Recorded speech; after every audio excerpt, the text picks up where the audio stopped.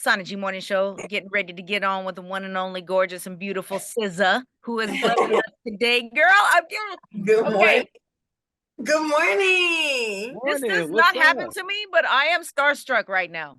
It doesn't happen to me. I've been doing this a long time. There's like not too many names you can throw out there that I haven't met, but I'm such a huge fan of yours. Like, Thank you. you're incredible. And my daughter is in love with you, girl. Like, So you thought I said, hey, what's her name?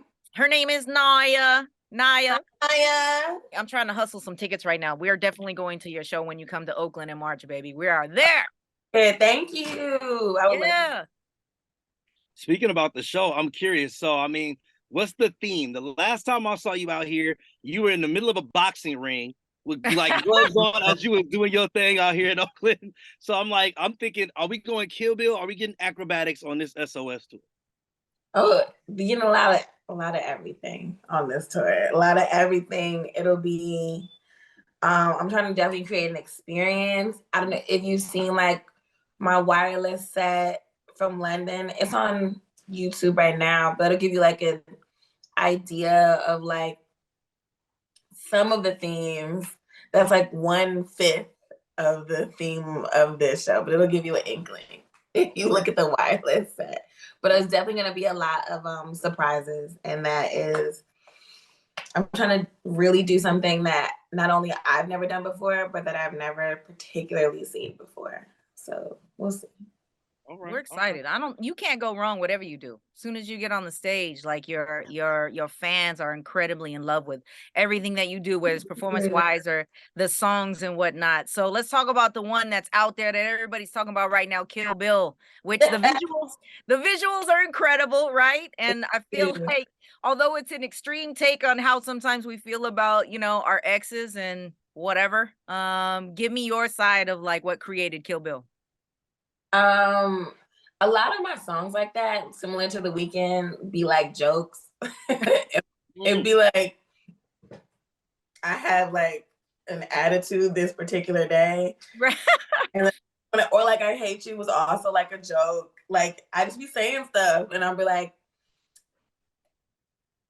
it's like it'll be a conversation. Like there's a particular person that always texts me and they're like, why do you hate me? Or do you hate me? And so like, you don't have to text me and wonder, I'm telling you. And if you wonder if I hate you, I do. And then same thing with Kill. It was like, I spent so much time in a relationship for it to mean absolutely nothing, not even on like a friendship level. And that was so mind-boggling to me. And I just like, I should just like, what if I really snapped and killed it?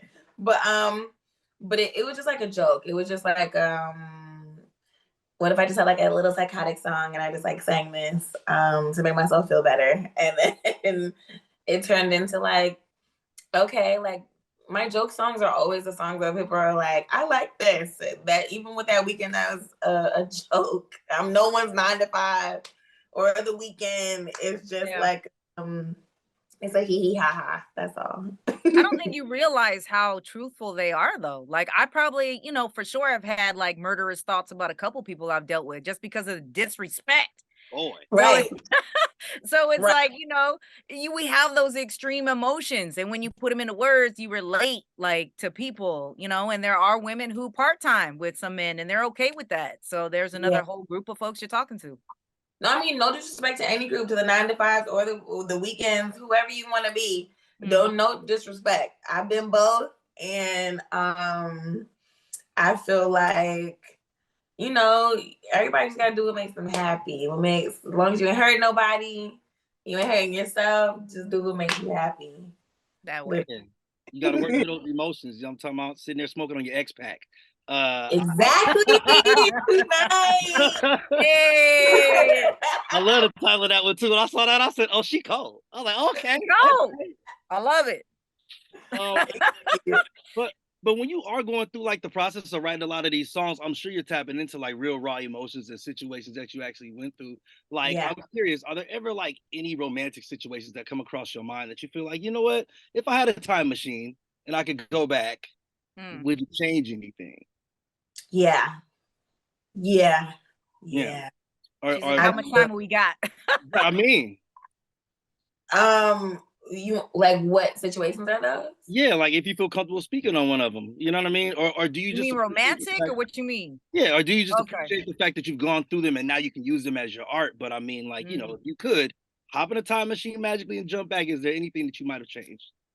In some, it's like I've been in a relationship where we really exhausted every possible outcome, right? So I know that it wouldn't work no matter what, but I still wish I moved different and was like more present in moments that I wasn't even cognizant of my surroundings. Like I ended up going on my first tour for Control, and I was in this relationship that I've been in for so long, or that I was in for so long, and you know, that person was going through a lot of trauma on their side and deaths in the family and all these things. And, you know, I didn't live anywhere.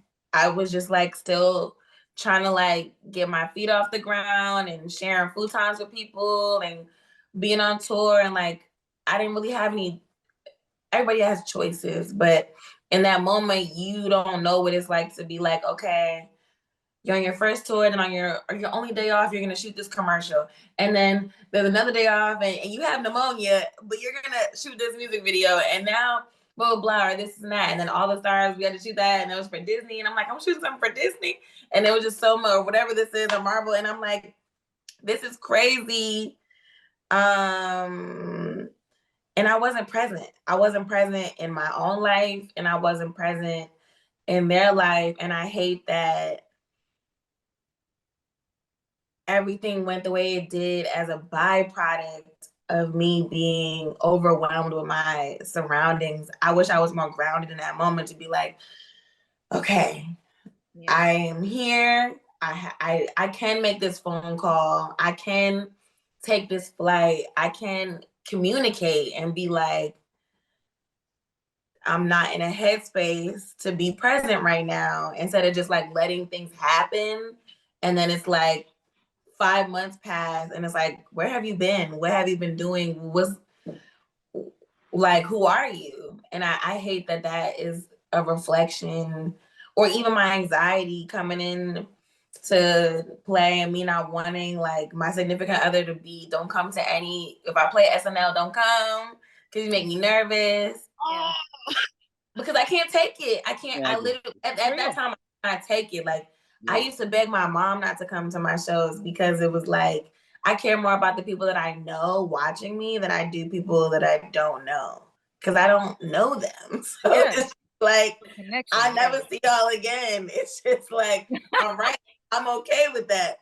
But my mom, or like any of my loved ones, or someone in a relationship, but they know me, and I feel like they would be like, oh, she fucking up. Oh, she nervous. Oh, they'll just know. They'll know. So, yeah, there's definitely situations in which I wish I moved differently and just like more cognizant of just my presence, and more careful with people that I cared about in terms of like giving them more communication and more respect, for sure. Yeah.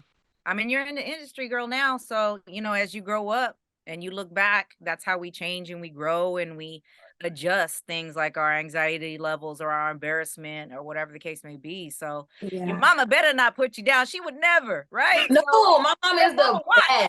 I have the best parents on the planet. No disrespect to anybody else's parents. My parents are just A1. They're just amazing humans. I personally have a problem with anxiety. Most of the people in my life are just great people. I just have debilitating anxiety that I'm working through every day. And it's just like hard to get on a camera or come out the trailer or just even like agree to do anything, because it's just so scary. It's really scary out you here. have a beautiful talent that the whole world needs to see, though, Ma. So you got to take that God-given gift and share it with the world. Everybody wants to see it. There's always going to be haters, no matter what you do. You can't please everybody.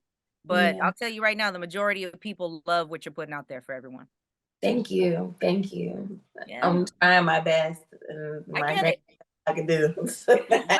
You're doing a whole lot more than trying. I mean, you out here breaking records. Can we just say sitting on top of Billboard 6 weeks in a row. Ain't nobody done that in almost 20 years. You right there with Usher. So you doing it. That's Ursher.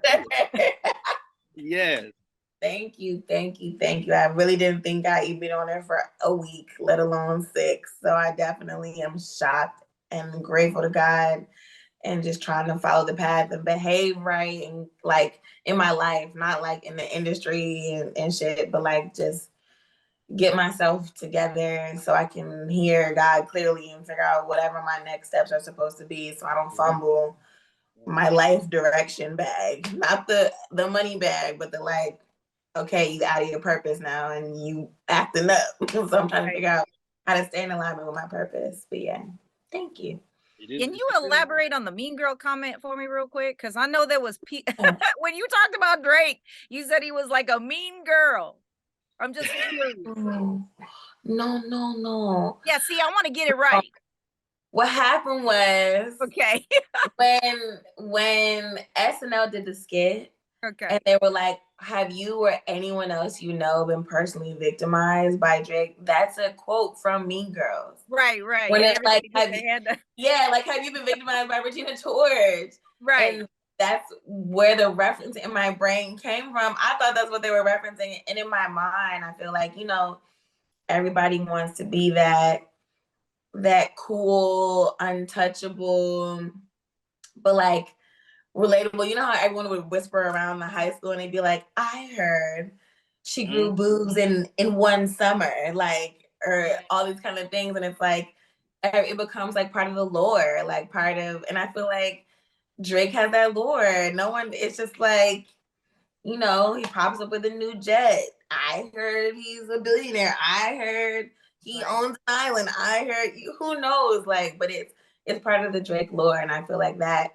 automatically comes with the potential to be a villain. And I don't think he exercises that potential. Probably. Probably not enough. I don't think any of us do. Right. I really feel like a lot of people could be villainous if they really wanted to. But yeah, I think that Regina George quality of the everybody wants to know, and there's so much, you know what I mean, around it. Yeah. Yeah. He's not a mean girl. He's not a mean girl at all. Because you say one thing and then it gets wrapped up, and I was like, right. I know. He asked me about the SNL skit. That's the only reason I even said that. Okay. Right. So real quick before we get out of here, I gotta ask, with Valentine's Day coming up, what does SZA's perfect V-Day look like? If you could choose how you would want it to look, what is that? Oh man.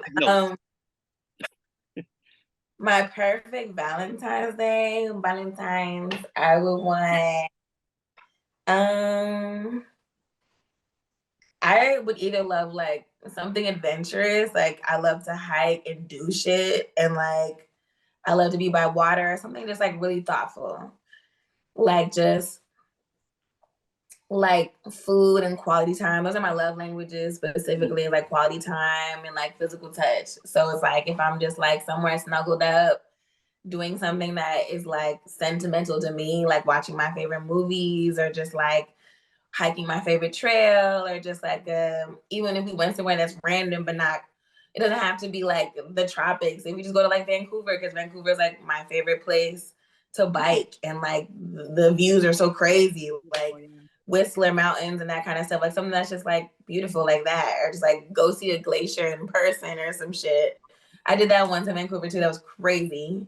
And we got to like drink from the river, like just little shit like that, where it's like just little, it's cool and meaningful and free. I feel like men are dumb. They overthink everything. Like it doesn't have to be like crazy expensive or like whatever.